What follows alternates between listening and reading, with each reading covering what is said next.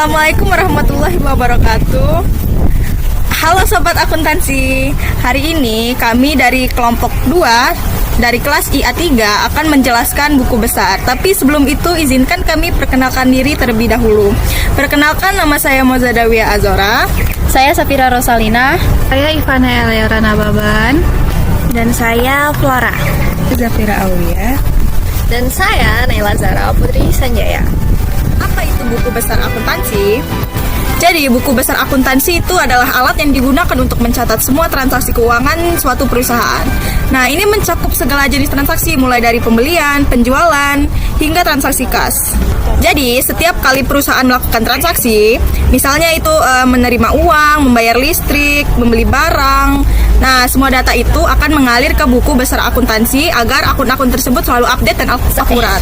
Saya akan menjelaskan tentang fungsi-fungsi. 1. Pencatatan transaksi keuangan. Semua transaksi yang sebelumnya dicatat di jurnal umum akan dipindahkan dan diklasifikasikan berdasar akun dalam buku besar. Dengan begitu, setiap pergerakan keuangan dapat dipantau dengan detail. Kedua, rangkuman data.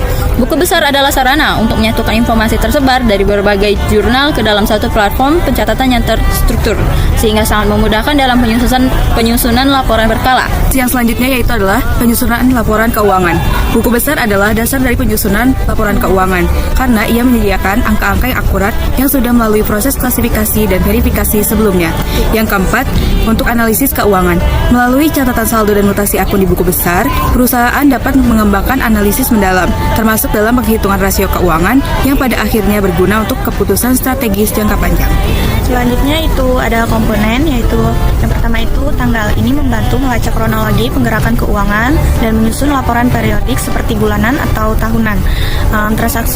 Terus yang kedua itu ada nama akun, yaitu transaksi selalu mempengaruhi akun tertentu seperti kas, piutang, usaha, dan atau persediaan. Selanjutnya itu nomor referensi, seperti transaksi biasanya memiliki kode atau nomor referensi yang merujuk ke jurnal umum atau dokumen pendukung lain atau invoice, nota, dan lain-lain. Terus ada kolom debit dan kredit, yaitu debit dan kredit tidak selalu berarti masuk dan keluar secara harfiah, maknanya tergantung pada jenis akun. Dan yang terakhir itu saldo, menunjukkan jumlah akhir dari suatu akun setelah transaksi termasuk yang dimasukkan. Oke, jadi di sini saya akan menjelaskan studi kasus. Yang pertama itu adalah Karyanto membuka usaha kantor akuntan dengan nama Karyanto Akuntan. Transaksi selama bulan Maret adalah sebagai berikut. Jadi di sini sudah kita berikan sebuah contoh soal dan langsung saja kita penjelasan tentang jurnal umum.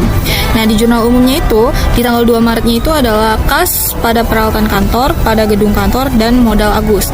Kasnya itu berada di debit 1.750.000, peralatan kantornya 1.500.000, dan gedung kantornya itu 4.250.000. Dan modal Agus berada di kredit seharga 7.500.000. Dan pada tanggal 5 Maret itu adanya suplai kantor pada kas. Suplai kantor berada di debit yang sebesar 200.000 dan kas berada di kredit sebesar 200.000. Dan pada tanggal 8 Maret itu kas pada pendapatan jasa sebesar 1.450.000 berada di debit dan pendapatan jasa berada di kredit. Dan pada tanggal 10 Maret itu beban gaji pada kas. Beban gaji berada di debit 30.000 dan kas berada di kredit 30.000. Dan pada tanggal 15 Maret itu kas pada pendapatan jasa, kas berada di debit sebesar 600.000 dan pendapatan jasa berada di kredit sebesar 600.000. Dan pada tanggal 20 Maret peralatan kantor pada hutang usaha, peralatan kantor berada di debit sebesar 750.000 dan hutang usaha berada di kredit sebesar 750.000. Dan pada tanggal 25 Maret, suplai kantor pada utang usaha. Suplai kantor berada di debit sebesar 300.000 dan utang usaha berada di kredit sebesar 300.000.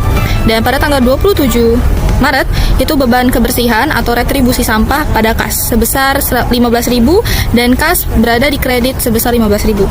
Dan pada tanggal 28 Maret, itu kas pada pendapatan jasa. Kas berada di debit sebesar 500.000 dan pendapatan jasa berada di kredit sebesar 500.000. Dan pada tanggal 30 Maret, itu beban gaji pada utang gaji. Beban gaji itu berada di debit sebesar 300.000 dan utang gaji berada di kredit sebesar 300.000. Dan apabila dijumlahkan, bulan, hasilnya balance teman-teman. Itu di debit itu jumlahnya 11.645.000 dan di kredit itu juga sebesar 11.645.000. Baik, di sini saya akan menjelaskan tentang buku besar. Di sini kita ketahui bahwa misalnya buku besar itu memiliki fungsi untuk memudahkan kita dalam transaksi neraca. Di sini kita buku besar itu terbagi per akun. Jadi buku besar itu untuk masing-masing akun. Contohnya di sini seperti studi kasusnya yang dari jurnal umum tadi kita pindahkan. Di sini kasnya kita rangkum menjadi buku besar kas dengan ada nomor refnya yaitu 101. Di sini kami menggunakan buku besar yang 5 kolom. Di sini buku besar kas dengan nomor ref 101 untuk tanggal 2 bulan Maret itu keterangannya investasi awal setoran modal dengan debit 1.750 dan saldonya ada di debit sebesar 1.750. Terus di tanggal 5 ada pembagian suplai kantor di kredit sebesar 200.000. Jadi untuk saldonya 1.750 dikurang 200.000 jadi 1.550.000. Ya, tanggal 8 itu pendapatan jasa di debit sebesar 1.450. Jadi 1.550 ditambah 1.450 jadinya 3 juta. Untuk tanggal 10 yaitu beban gaji terletak di kredit sebesar 30.000. Jadi di saldonya 3 juta dikurang 30.000 jadi 2.970. Dan untuk di tanggal 15 yaitu pendapatan jasa sebesar 600.000 di debit. Maka di saldonya yaitu 2.970 ditambah 600.000 jadi saldonya itu yaitu 3.570.000. Di tanggal 27 yaitu beban kebersihan ada di kredit sebesar 15.000, maka di saldonya tinggal kita kurangi aja jadi 3.555.000. Dan di tanggal 28 yaitu pendapatan jasa terletak di debit sebesar 500.000. Jadi saldo terakhir ditambah 500.000 jadi 4.055.000. Untuk suplai kantor yang ada di nomor ref 102 untuk tanggal 5 bulan Maret yaitu dibeli suplai kantor secara tunai. Maka itu ada di debit sebesar 200.000. Jadi saldonya yaitu 200.000. Terus di tanggal 25 yaitu dibeli suplai kantor secara kredit. Jadi di sini juga tetap debit sebesar 300.000. Saldonya itu saldo terakhir ditambah saldo yang sekarang yaitu jadi 500.000. Yaitu dan juga ada peralatan kantor yang dengan nomor ref 103.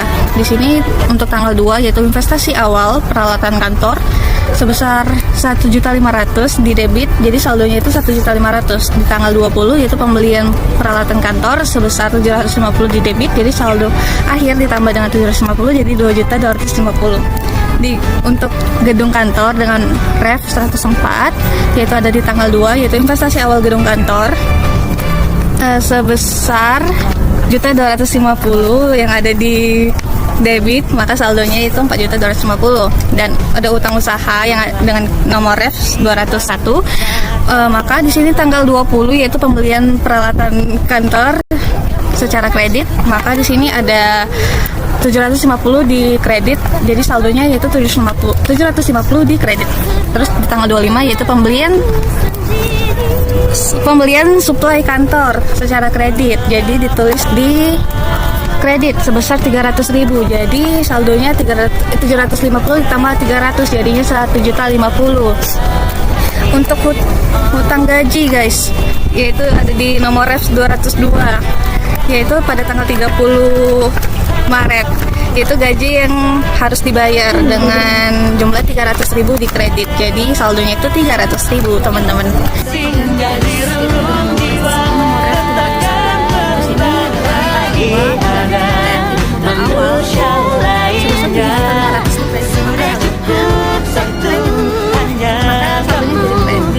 Pendapatan jasa yaitu ada di nomor ref 401 untuk tanggal 8 bulan Maret yaitu pendapatan jasa secara kredit 1.450.000. Terus di tanggal 15 pendapatan jasa sebesar 600.000 di kredit, jadi saldo terakhir ditambah 600 jadi 2.050.000.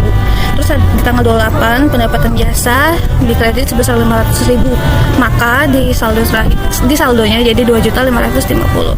Terus di sini ada beban gaji juga, beban gaji tanggal 10 sebesar 30.000 di debit. untuk saldonya 30.000 dan tanggal 30 beban gajinya 300.000 terletak di debit menjadi saldo total yaitu 330. Beban kebersihan dengan nomor ref 502 yaitu tanggal 30 bulan Maret yaitu beban kebersihan di debit sebesar 15.000 jadi saldonya 15.000.